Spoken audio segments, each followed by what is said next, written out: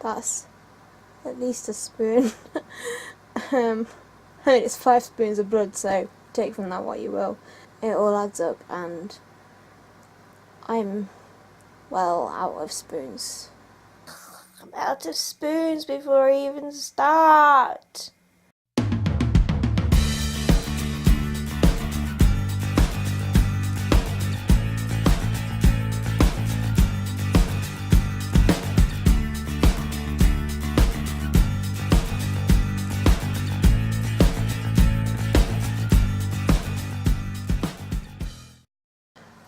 You have not had a nighttime morning clip in a while, but it's one of those nights where I'm struggling to sleep and just feeling exhausted.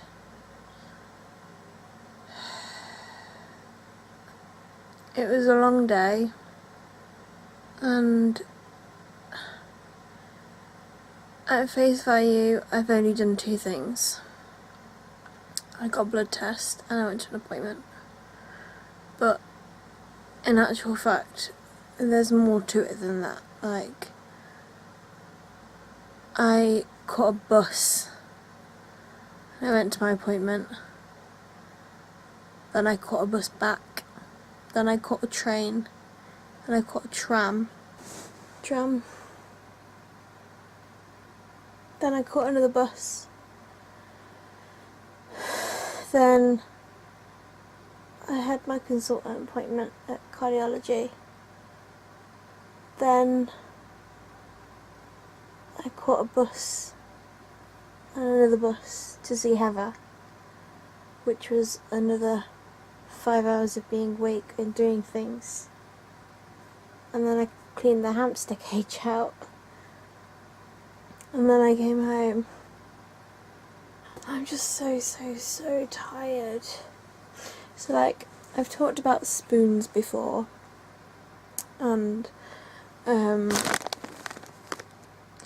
think I first sort of associated with the spoon theory in terms of bipolar and bipolar fatigue, which I've talked about before.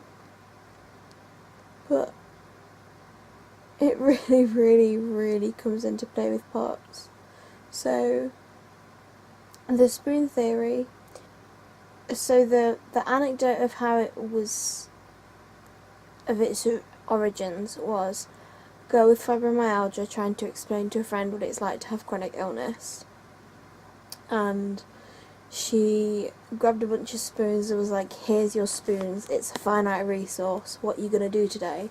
And she was like, I'm going to get up, have a shower, make my breakfast, go to school. And she was like, whoa, hold up. For each of those things, you have to spend a spoon. So you spend a spoon getting up and having a wash. You spend a spoon getting dressed and having your breakfast. You spend like 3 spoons going to school. And like basically, once you've used your spoons, that's it. You're out of spoons. If you've got spoons left over at the end of the day, you can't carry them over onto tomorrow. They get taken off. If you sleep badly, you wake up with less spoons. Sometimes you wake up with less spoons for no reason.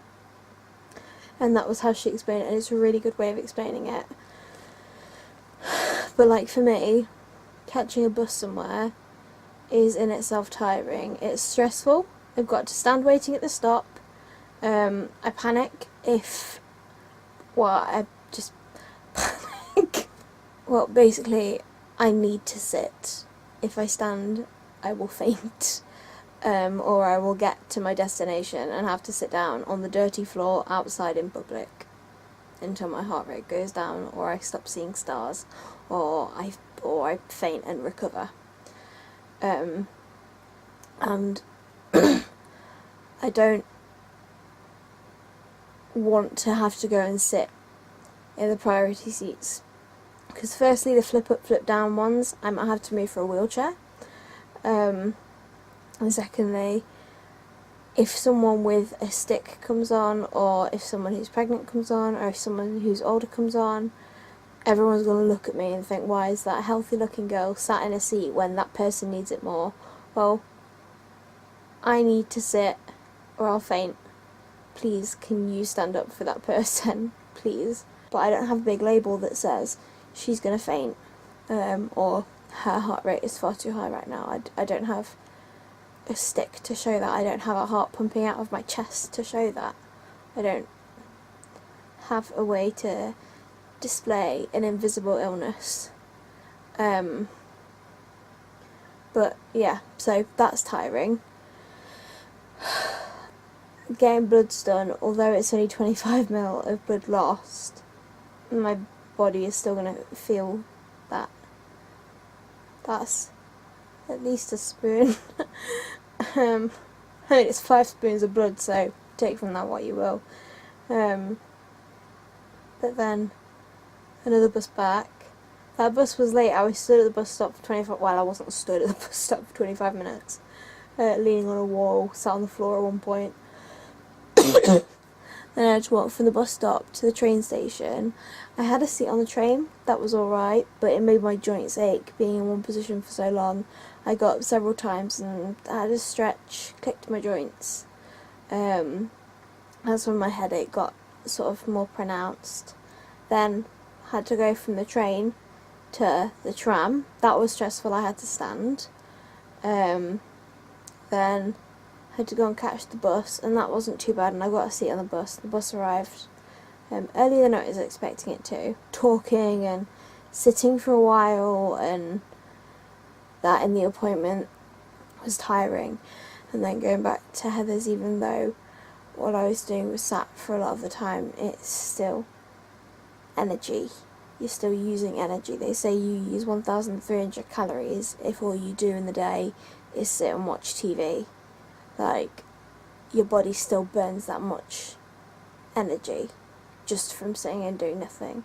So it all adds up, and I'm well out of spoons. Yet my body won't sleep and rest. And it's exhausting. Good morning. Hop. Another day, another bed. Good morning again. As you can see, I am home. You can tell from the different blanket and the position of my pillow and Stitch's foot. I'm back in bed. I did not make my lesson today. I went to my mentoring session, so I woke up feeling crap, having 5 hours of sleep, was ready to go at 8:10, was about to say to Dad, let's just go now. And then I said, wait, check the ticket price online. We checked online, and the 8:47 I was going to get that got me in at 9:55 was cancelled. I said to Dad, what time can you take me to Derby? And just take me to Derby. And he was like, not in rush hour. I was like, no, any time. He said, well, mid-morning. I was like, well, that's it. I'll miss my mentoring. I mean, I'm going to miss it anyway. Just take me to Derby later. He was like, wait, let me see what the traffic's like. So he looked on his phone and it said it would take half an hour. He was like, well, that's not bad. So he took me to Derby. And the train that was cancelled at Beeston was still running from Derby. So we don't know if it was a station closure or what, but I got that one. I was 15 minutes late to my mentoring, but I made it. I was exhausted. She was like, are you okay? I was like, I'm really tired. And she was like, yeah, where did you come from? Because you said you were on a train. Your train was late. I was like, yeah, from Nottingham. She was like, you came from home. I was like, yeah. She was like, why? I said I had a cardiology appointment. She's like, oh gosh, okay. So when did you go in Friday? I was like, no, yesterday. She's like, oh my goodness. I was like, yeah, I'm exhausted.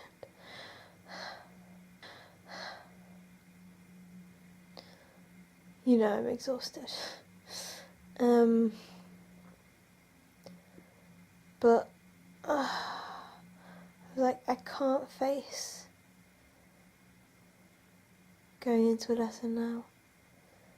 So I didn't. I just came home, and here I am under my wonderful Disney blanket with my wonderful Disney toys, my Ollie.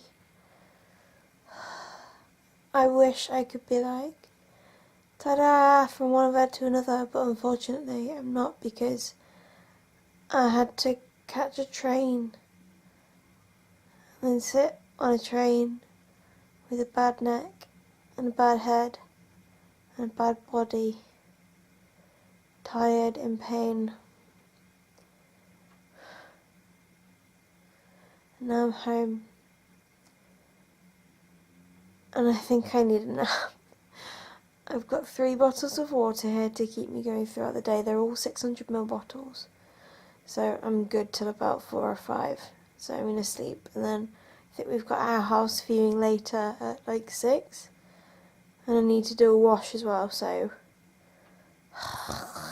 I'm out of spoons before I even start. I'm going to sleep and pray for strength, and I'll see you later. It's a little dark. It's 5:30. So I'm going to have to get up and go in a minute. I slept most of the afternoon, which is good. So, gonna go house viewing. I suppose I need to cook some dinner. So I got up and I got dressed. I'm wrapped up like this because it's windy outside. I'll let you hear in a minute. And I'm stood. All I'm doing is standing. I'm bouncing around. And I kind of hope that one of my flatmates was here to walk me to uni, but I don't think they are. I don't necessarily feel like I'm about to faint. Just tired and in pain. Back in my room. That house was really good. The house was lovely. I love it. It's got a downstairs bedroom, which I would have because pots and stairs. There's a bathroom downstairs as well. It's very small, but it's alright. That's my bed. There's a laundry, everything. There's a laundry dryer heater thing in the house that comes with the house. The house has a garden. That I have a bay window in my room. 2 of the rooms are ensuite. There are 2 additional bathrooms. There's a bath. Rough day. Rough day. So I think I said this morning, in that first clip, that I didn't want to set out with the feelings of this is going to be a rough day, but I knew it was going to be, and I didn't set out with the feelings that it was going to be a rough day, but it was. It was really, really, really rough. I'm about to go and get my laundry, and I just want to state for the record, I'm fully aware that this was a gamble. I am fully aware that I may have ruined all my clothes because I put everything in the dryer, pants, socks and all. So I'm prepared for either a nicely dried batch of laundry or a significant lack in my wardrobe for the next 3 months. It worked, it's dry. Okay, I'm on the floor. Why am I on the floor?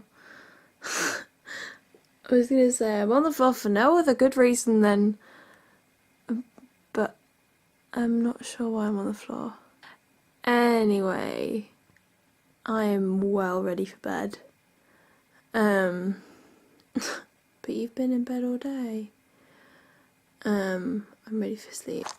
I'm going to take my meds, take my inhaler, and go to bed. I've got lessons tomorrow. I'm going to go in for them. I'm not going to try and pre-guess how tomorrow is going to be. I'm just going to take it as it comes. I feel like I'm going to be wiped out for another day or 2. But I'm not going to preempt that. That's what I was looking for. So, I'm going to go to sleep, and tomorrow's a new day. So, yeah, what am I thankful for? I'm thankful that I had the ability to stay in bed. Like, I'm thankful that I made that decision because that was the right decision. I'm thankful that my dad took me to Derby this morning because it meant that I could still make my mentoring. Yeah, and I will see you tomorrow for more thankful thoughts. Good night.